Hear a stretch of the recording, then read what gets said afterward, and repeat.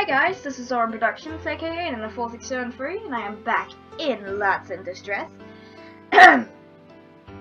Part 7, I think? Yeah, maybe. Right. Taking advantage of Cell's surprising openness, perhaps due to his emotional state from stepping foot in the outside world for the first time, I decided to ask him any questions I can come up with to try to know him better. What's your favorite color? Purple. You can't tell already from my outfit. What's yours? I'm pretty sure you can guess too. Use your eyes. Both of us chuckle in amusement. Taking another bite from the apple, I point at the blonde hair flowing across his shoulder in a way. You know, I've been meaning to ask, why is your hair so long? It's almost as long as mine. Apparently, it's rather difficult to give yourself a haircut. I eventually gave up and just grew it out. I suppose it's rather unconventional, but I rather like the way it feels. It looks good on you. Can't explain it, but it suits you. Truthfully speaking, I was jealous of your gorgeous hair the first time I met you. No man is allowed to have prettier hair than I do. Cell clutches his hair protectively in mock horror, and both giggle like a bunch of children. What was your dream as a child? A faraway look enters Cell's eyes as he tilts his head up towards the sky. This is a rather embarrassing story. I used to dream that I would one day grow wings and be able to join the birds flying high in the endless sky. Then I could fly anywhere I want to go and explore all the beautiful and mysterious places around the world. It wasn't until I was 7 when I finally realized I wasn't going to grow wings. I cried for 2 weeks, I think. I was pretty silly, wasn't I? Feeling a weight of emotion rush over me, I take Cell's hand in mine and squeeze. A light blush immediately colors his cheeks. Not at all. I have a similar story.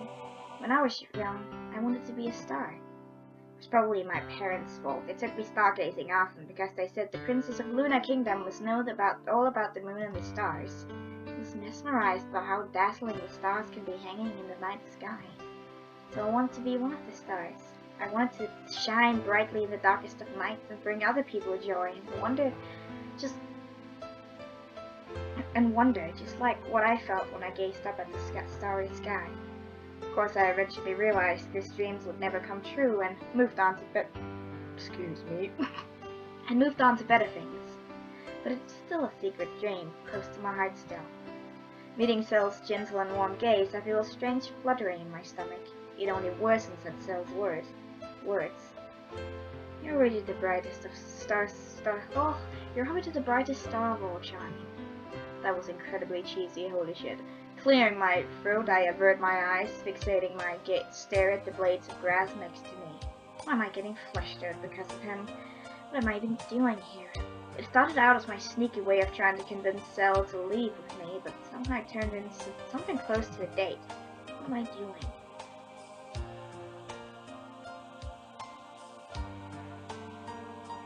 Suppose this could be a fun break. After all, I've been extremely stressed lately before the arrangement for a politically adventurous marriage. I deserve this break. I will still convince Cell to go back to his kingdom, but until then, I can just relax and enjoy myself. After all, I can't deny that Cell is great company. Just great company, of course. Nothing more than that. Definitely not. Yeah, you keep telling yourself that, girl. I inch closer to Cell, who's busy reading on the bed. Hey, Cell, what is it? That picnic was fun, wasn't it? Cell smiles blissfully at the memory, then scratches his chin. It was amazing, Charming. Has it already been weeks since then? I nod. It feels like barely a day has passed, doesn't it?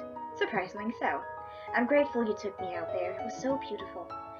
Cell reaches out his hand into the air. I can't believe I forgot about the nature until you took me outside. I can help you remember. And I can help you discover new places, new things. Thank you, Charming, but you've already done enough for me. Is that his polite way of backing out? So, don't you know want to know what else is out there? What adventures you're missing on by being cooped up in this tower? What beautiful lands you will never see? He hesitates, but quickly brushes away any temptations with a shake of his head. I wish I had a crystal ball. If only I could view everything from within the comfort of this tower, I would. While I know the spell that would let him, giving him an extra excuse to stay here is exactly what I shouldn't do. That would be amazing, huh? What a dream. I don't have any magical item as awesome as that, but I can tell you stories about the outside world. If you want me to, that is. I hope he does. The first step to helping him leave this place is to get him interested in the outside world after all. Cell's lips quiver as he tries to fight the temptation. I don't know, is it too much trouble for you?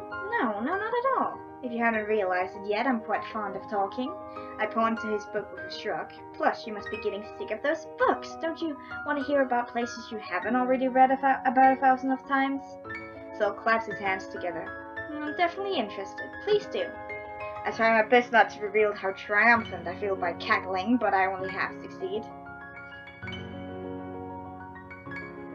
Well, let's not talk about his fucking withering kingdom. Well, maybe he does need a reality check, but no withering kingdoms. I ain't that cruel. Talk about landscapes. There's a beautiful secluded forest in my kingdom that dozens of fairies put charms on long ago. I used to run off and have many adventures there all the time as a kid. The waterfall in there is absolutely blinding, and the trees can speak, almost, although most of them are silent and calm. I've been lucky enough to find many who are willing to sing a lonesome soul to sleep. Though, and wow, they are hands down better singers than half the people in the royal choir. There are hundreds of fruits in there that don't exist anywhere else. Each are as dazzling, and as delicious, of course, as the others. That sounds wonderful. I wish I could go see everything you're describing with my very own eyes. I definitely want to try some of those foods too. I'm a sucker for good food. Ha! Finally, I knew this would work. Nicole was right when he said that the way to a man's heart is through his stomach. You definitely can. I can be a tour guide for the forest. I've been there often enough. Cell shakes his head. No, I can't. I wish I could, but I can't. What do you mean? There's nothing stopping you, Cell. If you want to leave this tower, you can, and you will. You don't understand. Help me understand, then. I'll be ignorant forever if you don't explain. No, I don't know, Charming. I can't leave. I don't even want to. I rub my forehead, frustrated. You just said you did. I said I wanted to see the world, and I do, but none of it means if I have to abandon my tower. Alright, so, I understand. I don't, at least not completely, but it feels futile to disagree. Cell clearly has his reasons, although he isn't letting me in on them. How could I change his mind when I can't even convince him to tell me what he's thinking? I sigh. Well, he did seem to open up a tad when I was telling him stories when he first left the tower. Perhaps that is his weakness. Smiling brightly, I launch into another story. Oh, before I forget, I need to tell you about the pixies who live there. Without a doubt, they're the funniest creatures I've ever met. You trying? I try to focus as I write a letter back home, but to no avail. Hey Cell, what's for dinner? I'm starving. Cell lies. Lies? I'm so sorry. Laughs before hopping to the pot, but then he freezes. What's wrong? Remember how we had a feast this morning and this noon? Oh, of course, that was fantastic. Your cooking is so perfect. There's nothing I can say to express my appreciation. I rub my belly at the memories. Charming, we're out of food. What? We ate everything the dragon brought us for the week. It was supposed to last us 2 more days, but I guess we overdid it. I go slack-jawed at the worst. That's impossible! Did the dragon bring any less food than usual? No, I think he may have brought more. We managed to run out either way. I'm sorry, I'm so sorry. I should have managed our rations better. My stomach grumbles again, and Cell's face contorts into one of apologetic sorrow. I wish I could give you something to eat. We don't have anything anymore, not a single berry, nor a small stalk of celery. Our best bet is to hope the dragon returns soon with more, but it's unlikely, even if we pester him, and that is assuming he'll visit tonight, which is even less plausible. Oh, that's not a problem. I can make food myself. What do you mean? It's not that I can think of anything to cook. We don't have any ingredients left. No, you're misunderstanding me. I don't need ingredients. I can conjure food from thin air using my magic. Sun gawks at me. What? It's a pity. I do love your cooking. It's definitely my turn to share the burden, though, so I will. I snap and point towards the bed with both fingers. The actions are more for bravado than necessity, but no matter. Elegant dishes poof into existence, each one of them piled with foods from all over the world. From beside me, practically cellmates. This is amazing, Charming. You're amazing! That face. I'm sorry. I beam with pride. I've always wanted to show off this trick to someone. Thank you, though I must admit this food is not half as amazing as yours. I hope you won't be disappointed. Oh, don't mess with me like that. You must have pitied my attempts at cooking. It doesn't even come close.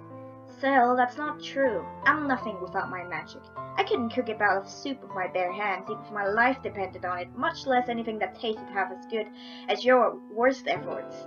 Cell pouts momentarily, but his smile returns at the sight of the food on the bed. I doubt it, but seriously, this is wonderful. Super quick too. What a lifesaver. Do you mind if I start eating?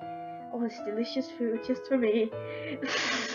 Cell mumbles, a hungry look in his eyes. When I clear my throat in amusement, he chuckles sheepishly. I mean, thus, of course.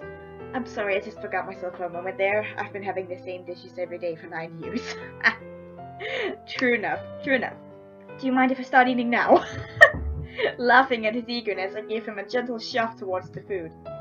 Oh, go on, dig in. I didn't make it for us to stare at until it rotted away. We laughed before pouncing on the food before us. Oh heavens, this tastes as good as it smells. Am I in heaven? I was afraid we would starve ourselves tonight. Why didn't you tell me before? We could have feasted like this on the daily. Magic can be timed to use, and your cooking tastes much better than anything I can conjure. My food is inferior to yours. It was made by magic, which doesn't have any feelings to speak of. I'd like to think your dedication and the heart you put into cooking or whatever elevates your food from phenomenal to, well, heavenly. Cell blushes from the compliments, looking away even as he keeps shoveling food into his mouth. Thank you, Charming. Excuse me, thank you, Charming. Because he has food in his mouth, you know. I should not do that. But you're merely flattering me. Even royal cuisines can't possibly compare to this, especially considering how fast everything just popped up. Now you're the one flattering me, but thank you.